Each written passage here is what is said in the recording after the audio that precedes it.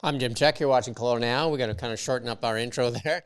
But we're here with Need to Know. I think we're like 3 days into Need to Know. We're going to start off with the election, which is October 19th. Advanced voting. Today is the last day for advanced voting if you want to get out there and get your vote in already. If you go on BC Elections, you can find the advanced voting polling stations, or you can wait till the 19th and get in line. So we have lots of information there for you. On Kelowna Now, we have the 15-minute interviews that Kent has done. So all of that, we have all the candidates save one. And then I did a bunch of 30-minute interviews, and there's the image there.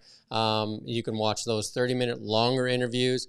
If you go on KelownaNow.com and then click provincial election, you'll see all of our election coverage, including interviews with all three party leaders, David Eby, John Rustad, and Sonia First to Know. So lots of good resources there.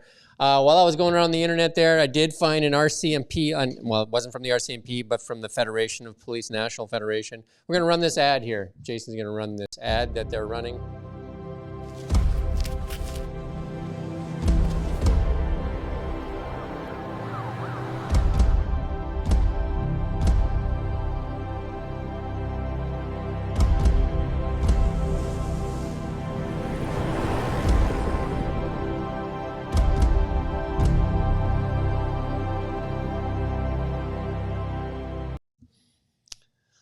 So there you go, from the National Police Federation.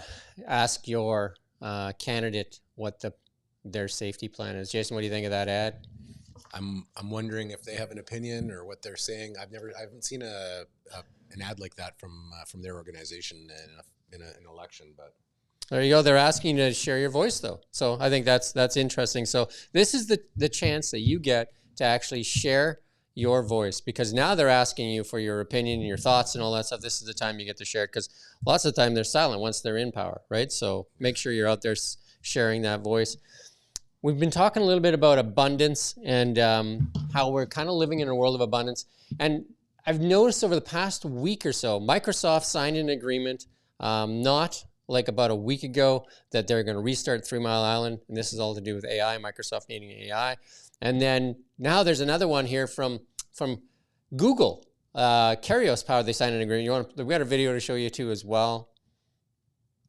Advanced nuclear reactors provide safe, around-the-clock power that can help Google and the world meet electricity demand with carbon-free energy every hour of every day. Our new partnership with Kairos Power will accelerate the deployment of their first commercial-scale reactor, followed by a fleet of reactors that will deliver clean, reliable power to the U.S. electricity system. By scaling technologies like advanced nuclear power and making them more affordable, we'll be one step closer to a carbon-free future. So there you go. Microsoft was about a week ago with restarting of 3 Mile Island. There's Google now making their thing known. And now, today, Amazon has stepped into it as well, and they've just signed a deal that they're going to invest in small modular reactors as well. So energy is really what it's all about, and AI is going to be a huge consumer of energy.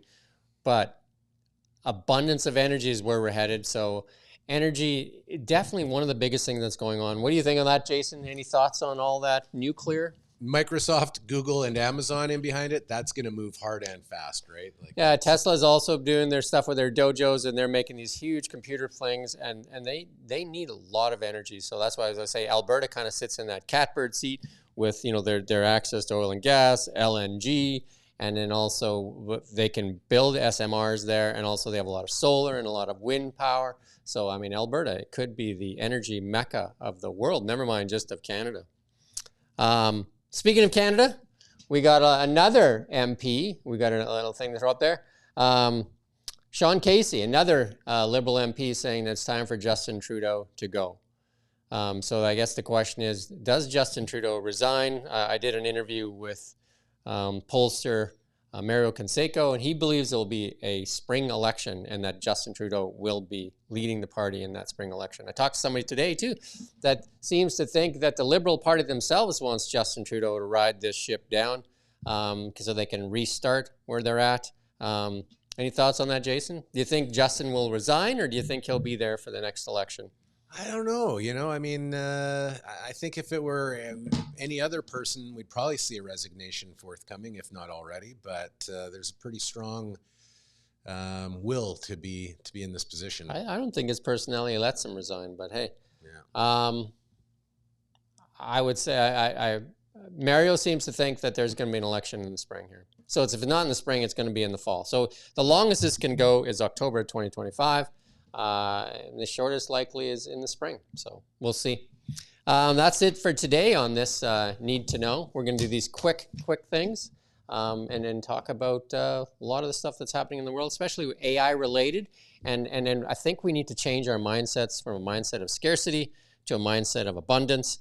And we have a lot of governments that always talk about scarcity. Like they think that we're running out of everything.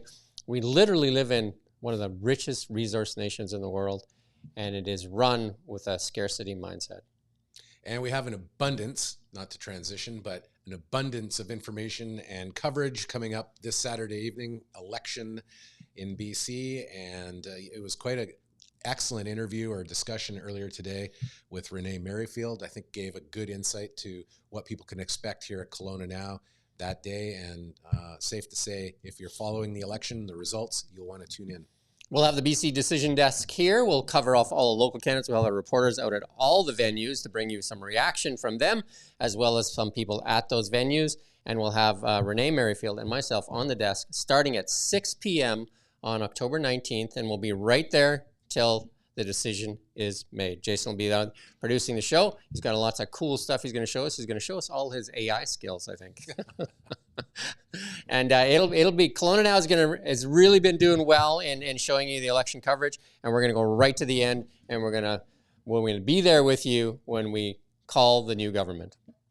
And with that, that's it for right now, and we thank you for watching Kelowna Now. Get ready to engage with the voices that matter.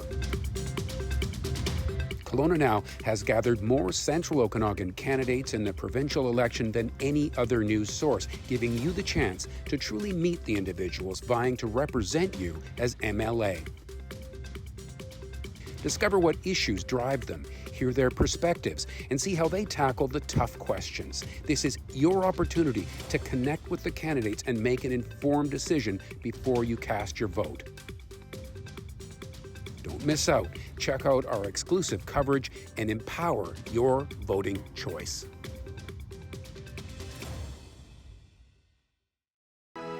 We don't just report the news. We live here too.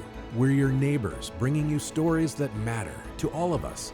No government funding, no outside influence. Kelowna Now, local, independent. News you can trust.